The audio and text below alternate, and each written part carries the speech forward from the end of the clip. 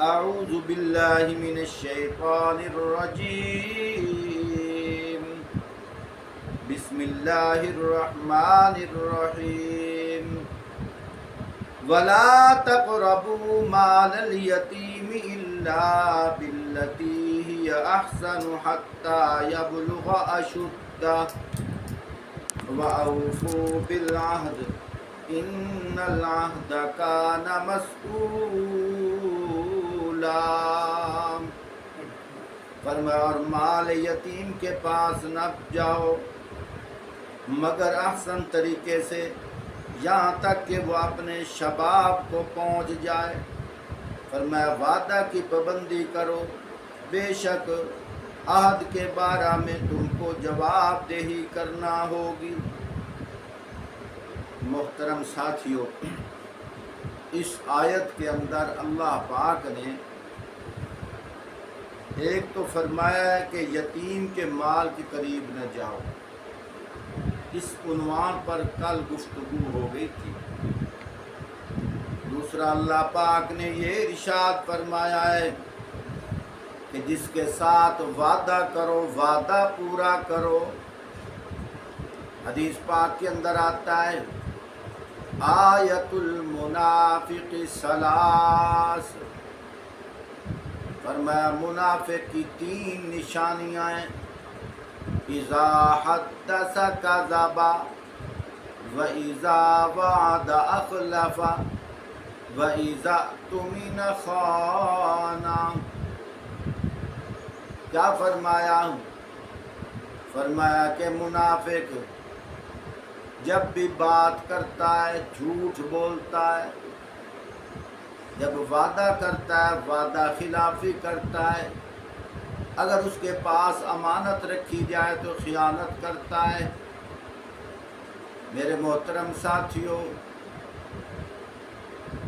پہلی بات جھوٹ بولنا، یہ بھی انسان کے اندر کی بات ہے. سامنے والے کو پتہ نہیں چلتا یہ سچ بول رہا ہے یا جھوٹ بول رہا ہے.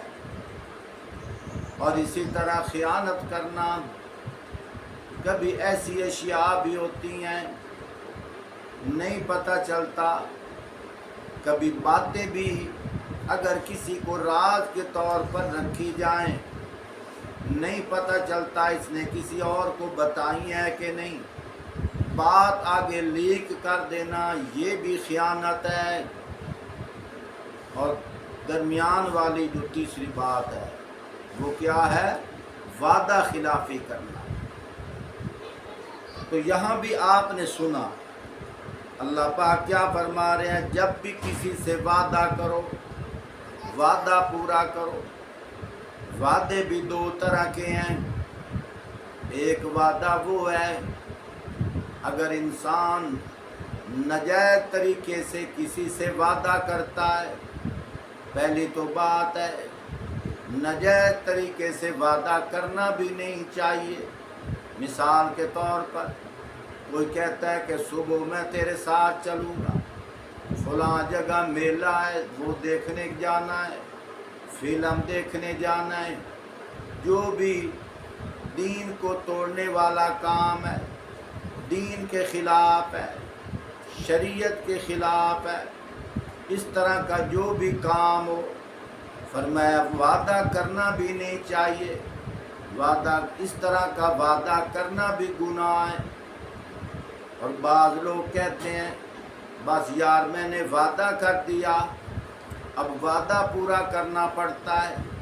حدیث پاک کے اندر آتا ہے فرمایا وعدہ توڑ دو، اور وعدہ توڑتے ہوئے بھی اسے بتا دو کہ یار میں نے جو تیرے ساتھ وعدہ کیا تھا تو میری انتظار میں نہ رہنا، مجھے پتہ چلا یہ گناہ کا کام ہے، اب میں تیرے ساتھ وعدہ توڑ رہا ہوں. این ٹائم پہ اگر تو نہیں جائے گا یہ تو دھوکہ ہو جائے گا. دھوکہ بھی کسی کو نہیں دینا چاہیے. اور دوسرا وعدہ دینی لحاظ سے ہے.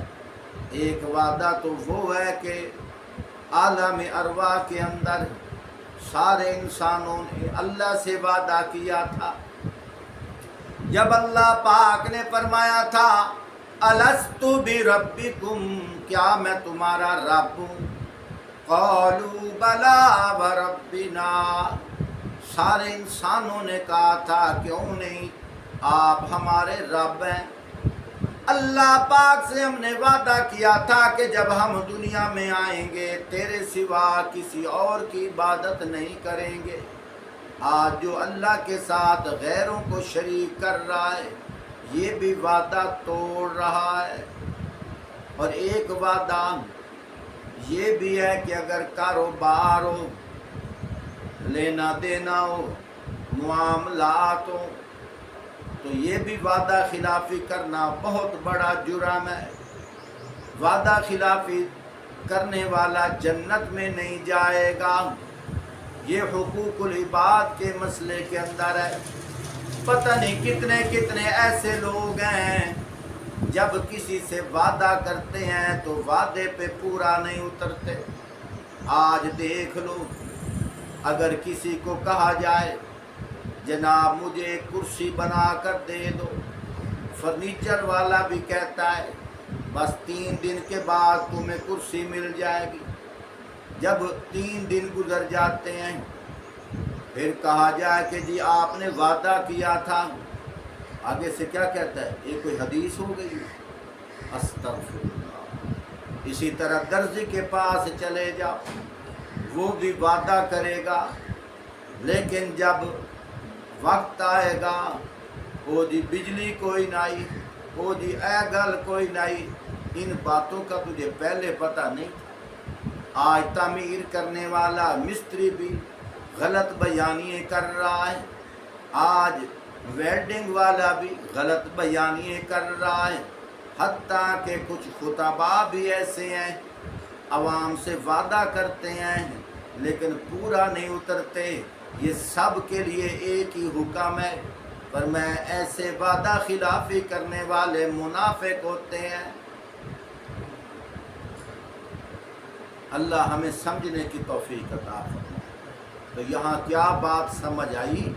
पहली बात वो है गलत वादा करना ही गुनाह है। अगर कर लिया तो तोड़ दो, उसको बता दो।